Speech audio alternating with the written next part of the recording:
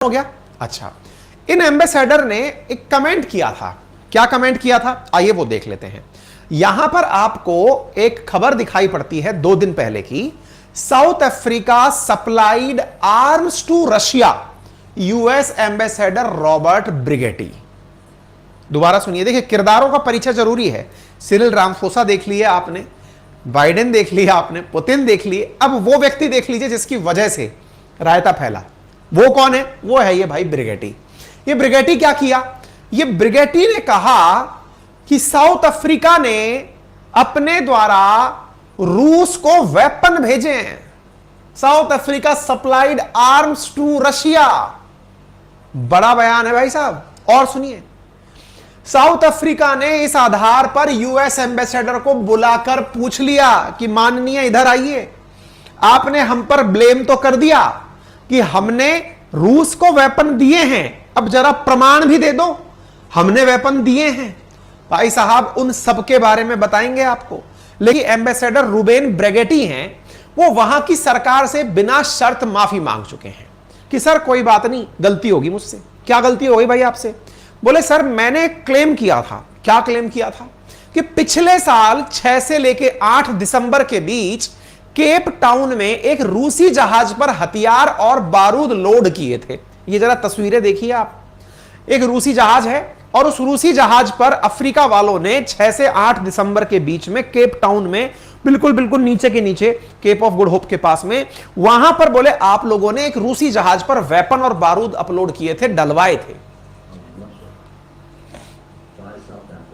ये ब्रिगेटी है, last year के क्लेम लेकर आ रहा है, बड़े कॉन्फिडेंस से कह रहा है कि मैं श्योर हूं रूसी जहाज पर अफ्रीका वालों ने बारूद और वेपन भेजे थे। अंग्रेजी में कह रहा है कि वी आर वेरी कॉन्फिडेंट। अच्छा साहब, आप बड़े कॉन्फिडेंट हैं, आप बड़े कॉन्फिडेंट हैं। इनका कॉन्फिडेंस इतना भारी पड़ गया कि अफ्रीका में बवाल हो गया। अफ्रीका में बवाल यानी साउथ अफ्रीका में बवाल हो गया इस बात को लेकर के कि महाराज यदि ये अमेरिका बोल रहा है कि हम लोग रूस को वेपन दे रहे हैं, तो हमें तो पता हो, संसद के सदस्यों को तो पता हो कि हम वेपन दे रहे हैं कि नहीं दे रहे। तो भाई साहब इस आधार पर साउथ अफ्रीका की संसद के अंदर सवाल उठने शुरू हो गए और अमेरिका के खिलाफ साउथ अफ्रीका में माहौल बनना शुरू हो गया। साउथ अफ्रीका की पार्लियामेंट के अंदर सिरिल रामाफोसा को खड़े करके सवाल पूछे गए। जो यहां पर जो अन्य सांसद हैं, उन्होंने सिरिल रामाफोसा जी से कहा कि माननीय राष्ट्रपति जी बताइए, क्या यह सत्य है कि आप लोगों ने रूस को वेपन दिए हैं? जानकारी मांगी गई। रामाफोसा जी ने कहा पूरी जांच चल रही है इस बात की कि अमेरिका ऐसा बेबुनियाद बयान कैसे दे दिया। बयान कैसे दे दिया, इसके पीछे की तो बड़ी कहानी हो तो हम जानेंगे, लेकिन मुद्दा तो समझ ले पहले। रामाफोसा जी ने अपनी तरफ से कहा कि साहब इसकी पूरी जानकारी जुटा रहे हैं, हम कोशिश कर रहे हैं। ऐसी स्थिति में फिर सरकार से रहा नहीं गया, एम्बेसडर को बुलाया, भैया इधर आ, ब्रिगेटी तुम्हारे पास बड़ा कॉन्फिडेंस है इस बात का कि हमने वहां वेपन भेजे हैं, जरा हमको रिकॉर्ड दिखाओ, क्या कॉन्फिडेंस है तुम्हारे पास भाई?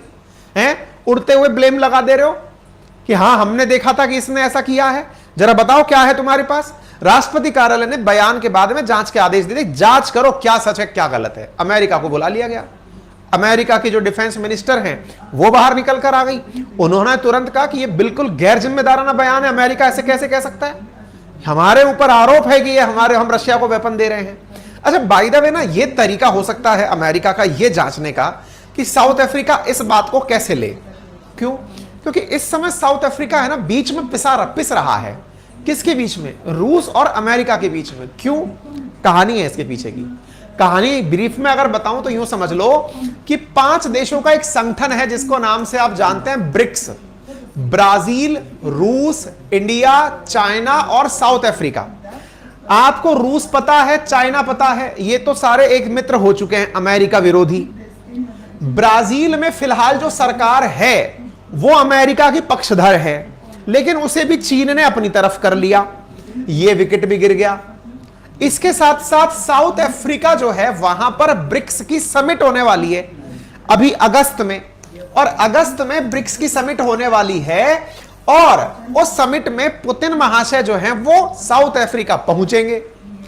साउथ अफ्रीका जो खुद है वो सिग्नेटरी है इंटरनेशनल क्रिमिनल कोर्ट का।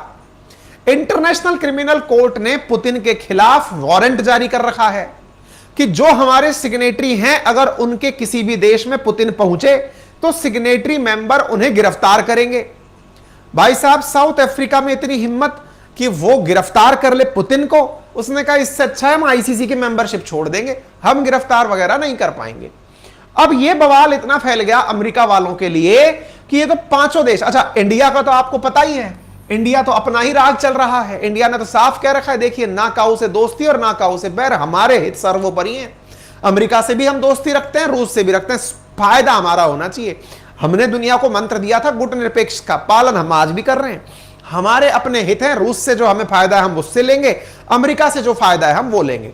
बाइडेन के जाकर के बढ़िया रोटी खा के आएंगे, लेकिन रूस के साथ सस्ता तेल भी खरीदेंगे, हम दोनों के साथ में हैं।